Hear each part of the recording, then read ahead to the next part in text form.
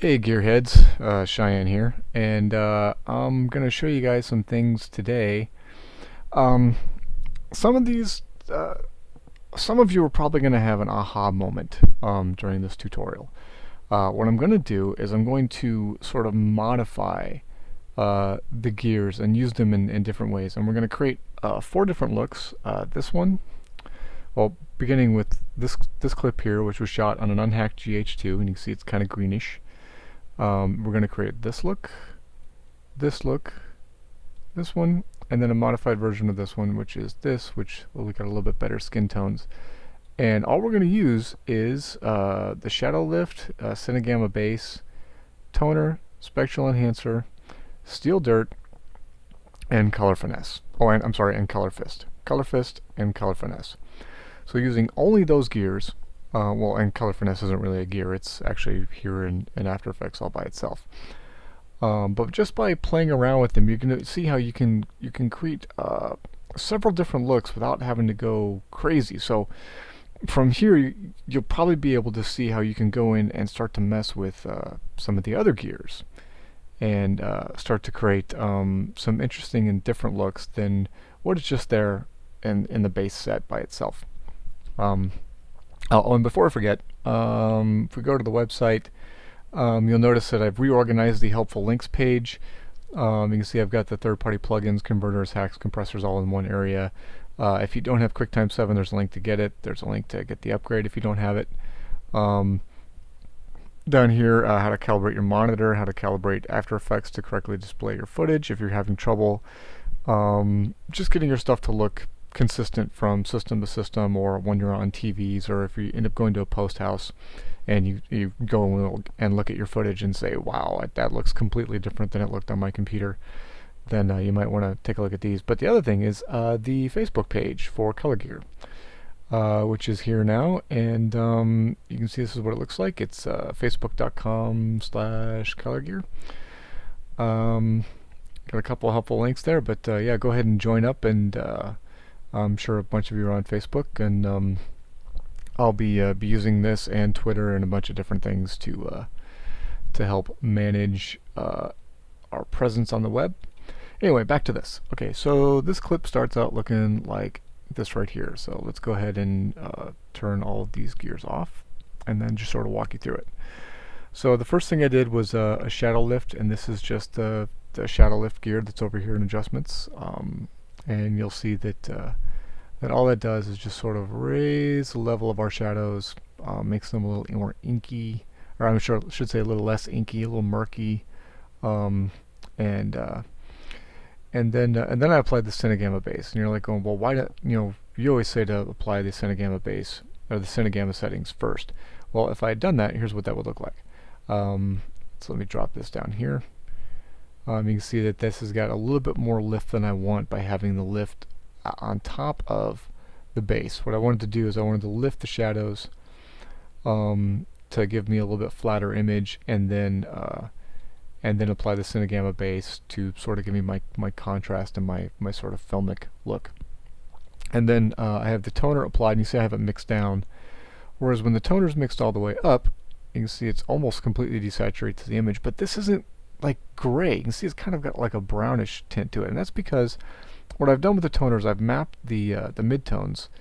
You can see to kind of this brownish gray, and you can change this too. You can, with this selected, you can go brighter. You can put more color in it. You can grab the slider here, and you can change the tone. Maybe go a little bit of a blue, so you can use this in a lot of different ways.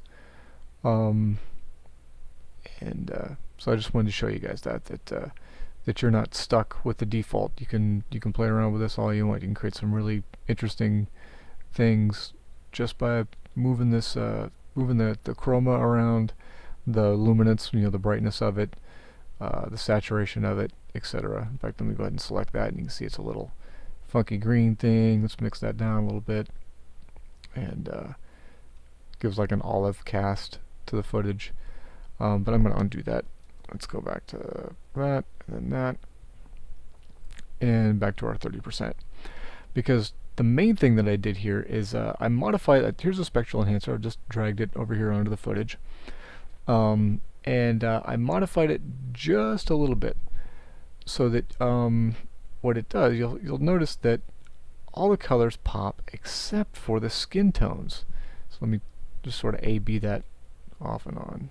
That you can see his shirt gets brighter and more saturated. You can start seeing the yellow cast on his beard, where he's still got a little bit of color left in his hair. The blues in the background pop. So let's go ahead and take a look at that again. And all I did was, and this is where the spectral enhancer gets to be fun. You can see that the master saturation is all the way up, but what I did is I selected the reds, which were at 0, and I dropped them to -26. So if we were to bring this back up, you'd see this is what spectral enhancer would look like, because it's on full.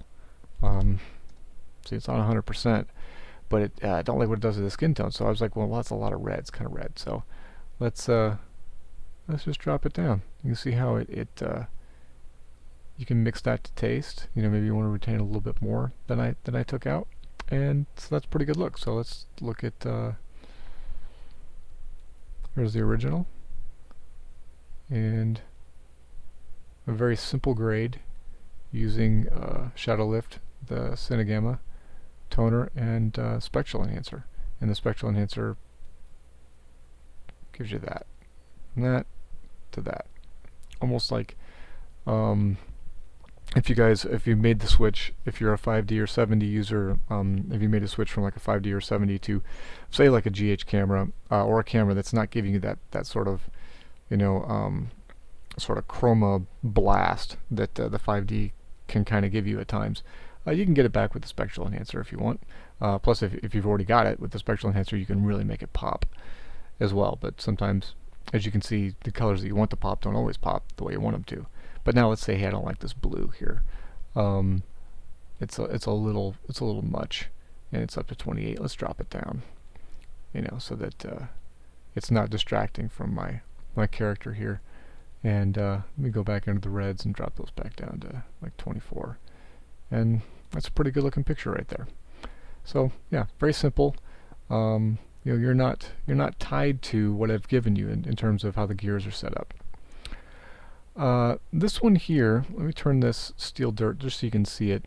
This is a modified version of Steel Dirt. I'm going to turn it off and show you just the standard. This is Steel Dirt by itself. It's mixed down to 67. Let's mix it up to 100. So we can see how Steel Dirt sort of gives you it's a really, I like it a lot, but it gives you this sort of, you can see the toner at work. The toner's up here. I just called it Dirt. It's basically the same thing.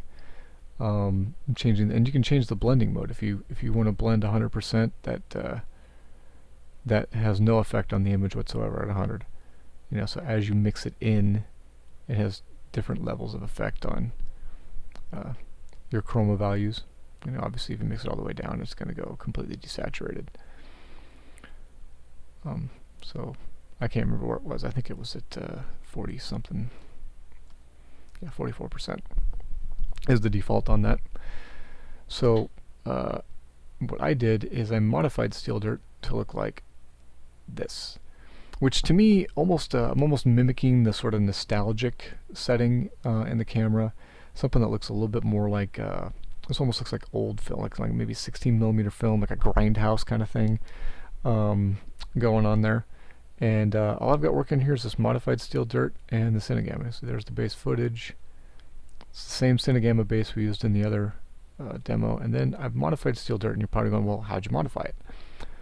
Well, let's take a look. I've set the blend.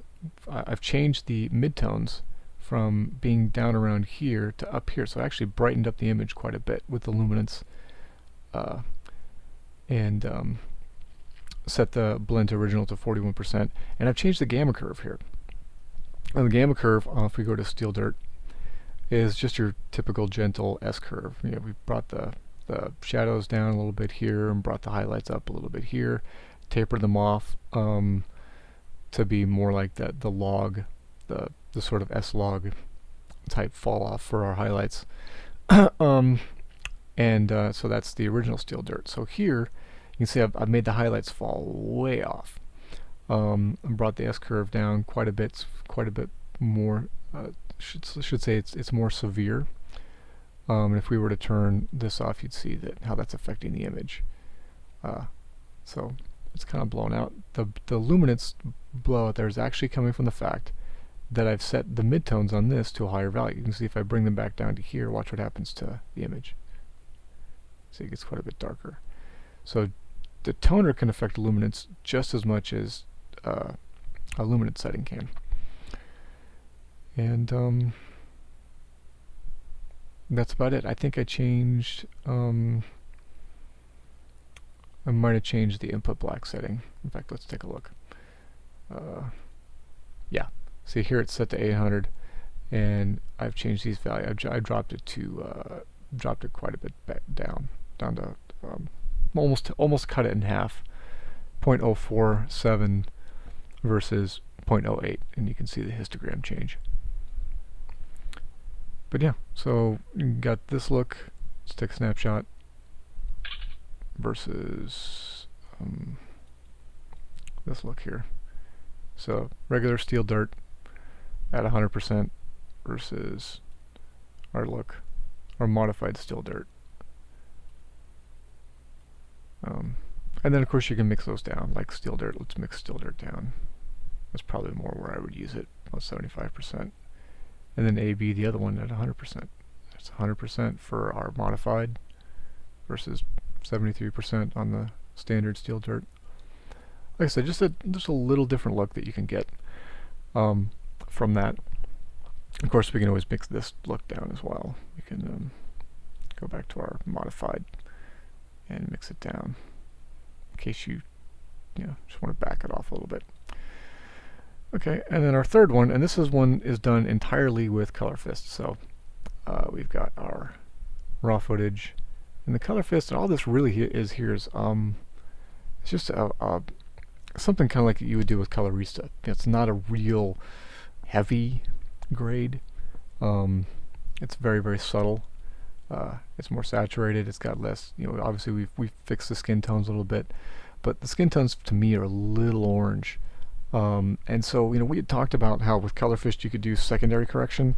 I need to right now resend that because while it did work really well on the shots that I tested it on, it didn't work very well with all the shots. And what it was done was with keying. I was using key light to key certain colors within the image, and then I would create mats from those punch-out mats, and then I would grade the punch-out mats separately. But the problem was, as I'm sure most of you have found, trying to key GH2 footage, at least on the AVC HD side, that there's a lot of sizzling and noise and chatter, and that doesn't always key very well. So I cannot. I have to rescind the claim that you can do secondaries in ColorFist, as I said in a previous tutorial. But doesn't mean you can't do secondaries. You can still do secondaries in After Effects with Color Finesse. So what I did here is I've toned down in here. You can see I've toned down the skin tones quite a bit. So if we A/B back and forth, in fact, let's take a snapshot. Go to the Color Finesse. You can see what I've toned down. So taking that orange out of the skin tone, giving it a little bit more of a natural feel. And that's versus the raw. Raw, tone down, and then the ColorFist correction. And so the way that we do that is, let me go ahead and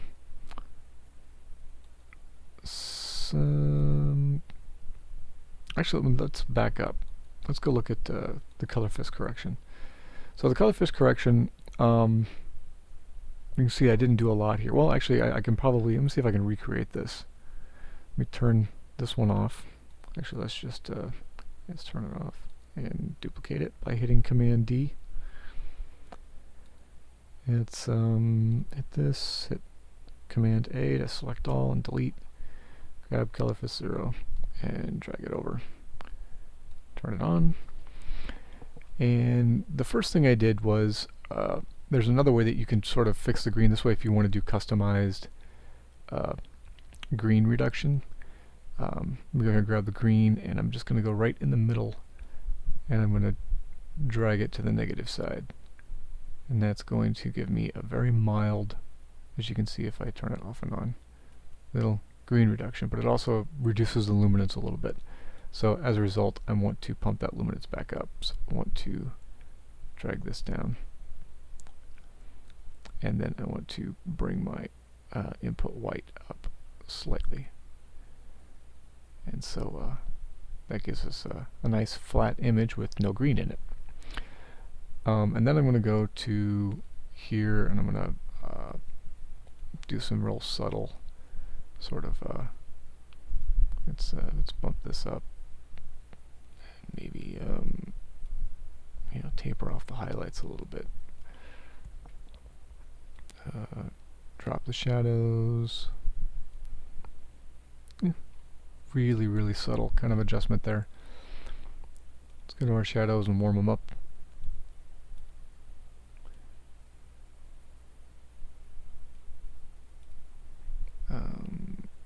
Let's go to the highlights and let's cool them off.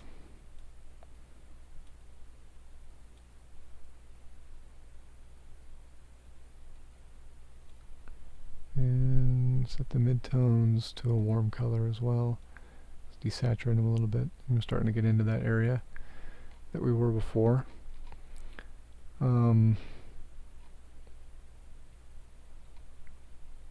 There's a couple of things I can do here. I can go in like we did before and just sort of, I can take those reds out if I want. That's one way to do it, as a really quick, without having to do secondaries, fix that skin tone. Let me undo that. And let's say I want to, pump up saturation a little bit, and not too much. And now that I'm coming out of here, now I want to can't remember what I did in the last one, but I think this is pretty close. Let's take a look. Yeah, it's a little more saturated than what we had. Let's see what else is different. Oh, my shadows. That's right, I did a slight shadow lift at the end. And the way you do a shadow lift is you sort of bring this curve up a little bit here. Okay, I'm going to put these kind of around here.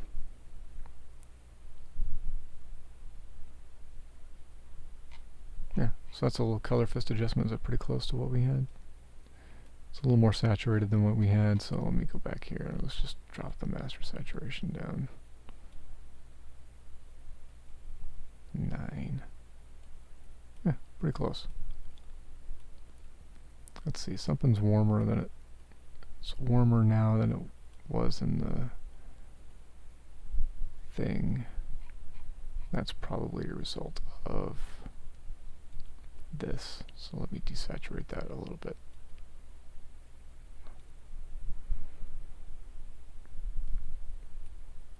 Yeah, pretty close. Okay, so that's how I did the ColorFist. So let's go back to ColorFist and let's go to Gramps. And I've got this. You can see I've got the effect mixed down quite a bit. I can mix it down even more, bring back a little bit more tone, bring it all the way up, and get a real pasty looking grandpa there. So let's figure out how. Let's see how we did that. So let's I'll just go ahead and show you what I've got. Let's save that. Let's go to the full interface. You can only get to the secondaries from the full interface in Color Finesse.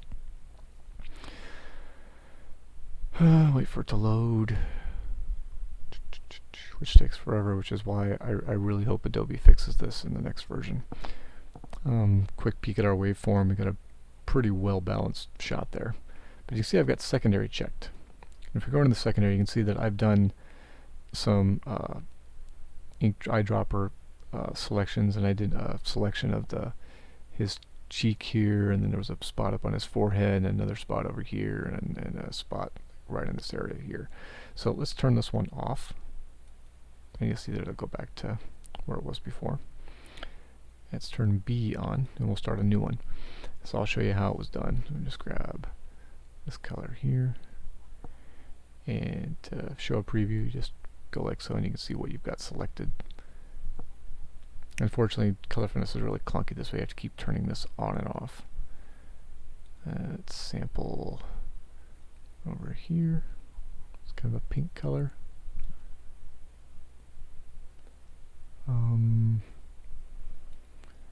Let's sample on top of his head there. And we want to sample in this area here as well. Okay, so let's sample that. And that should give us, that's pretty decent. Now you can see that we've got these sliders here. Now watch what happens when if I change the chroma tolerance. See if you boost it up, it selects different colors that are nearby. And you bring it down, it starts to dial it into just the color that you selected. Luma tolerance is the same thing. You bring it up, it selects different luminance values in that same chroma range. That's good right there. And then the softness. Softness can help it spread out. And you can see now what I'm getting is I'm getting everybody's skin tone. I got everybody in the shot. I got them selected. So I want to bring the chroma tolerance down a little bit more. Luma tolerance.